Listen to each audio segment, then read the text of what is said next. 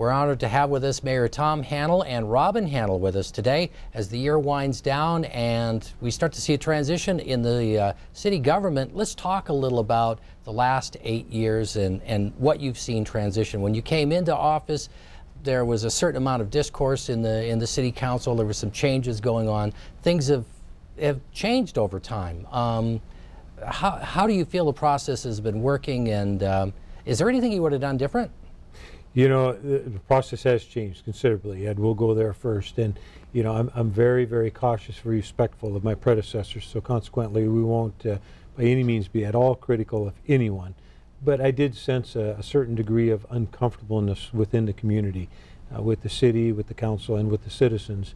And so consequently, when I decided to file for mayor, one of my primary goals was to bring people together, to improve the communication, to build up the trust, and to bring the city employees, city staff, council together in more ways so we could accomplish a common goal for the better of our community. And I feel very confident that that has improved, that it is better, and things are moving in a positive direction, and there is a good relationship now with the city and the citizens. There's always going to be issues. We're well aware of that. It's never going to be perfect, and there's never going to be the perfect person nor perfect answer for any and all of the problems. But at the same time, I feel Billings is in a very good position. So, yes, consequently, Billings is moving along quite well. Now, to the standpoint of the changes, I believe they're much more significant than the general public is aware of. You know, we have, as you know, a vacancy for city administrator. We have 3 new persons coming on the council, a couple of those being, not those, but others being re-elected. We have a new Downtown Business Association leadership.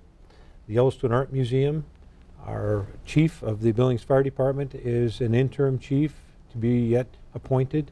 Our finance director, our director of the depot on Montana Avenue. A lot of significant, very important changes, and it's going to take a community staying together, working together to help bring these all to a smooth transition. Robin, when Tom first decided to run for mayor, and I assume you made the decision together, with walking into an environment with that, did you have some reservations about him jumping into this position? Not at all. I know the man he is and the person he is as far as reaching out with people, and I knew that with his personality, his listening and communication skills, he would be great. And I believe in him, and I knew it would work. But I also knew if I pushed him to say make a decision, you know, it was better that he thought about it for several days, and then decided to submit his application or whatever that's called at the election office about with 5 minutes to go. A little bit of anticipation, he's good for that. But I will tell you, I just want to domino off the last question, you know, that the changes. I just want to say that bringing people together, as Tom spoke, I watched that, I felt it was good. Part of that is listening and being out there. My job was to make sure that we listened and we were there for everyone as much as we could be and participate in what an experience it's been. But by doing that, you meet people, you listen, you see, you observe, and you hear what their concerns are, what they're needing, and that makes for a better environment for everybody to feel that they've been a part of the city action. The meetings are important, most important. But being out there and getting to know everybody just as much. And by listening, by attending when Tom's speaking, I can watch what's going on and get a feel for how we can better participate the next time and what it's all about. Well, yeah, we're reflecting what the citizens want. Yes. And I think maybe the communication the other way too, Tom. Can you speak a little about, is there anything that comes to mind that as far as being mayor, that people would be surprised, whether it's something that you can or can't do, or that you get called on quite often, and it's just not something that's being part of the mayor?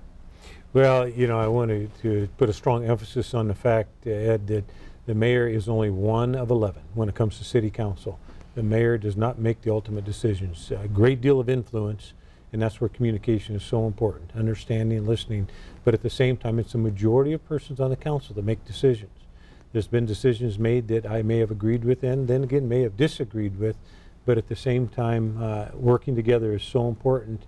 And many of the citizens think that the mayor makes a tremendous amount of money.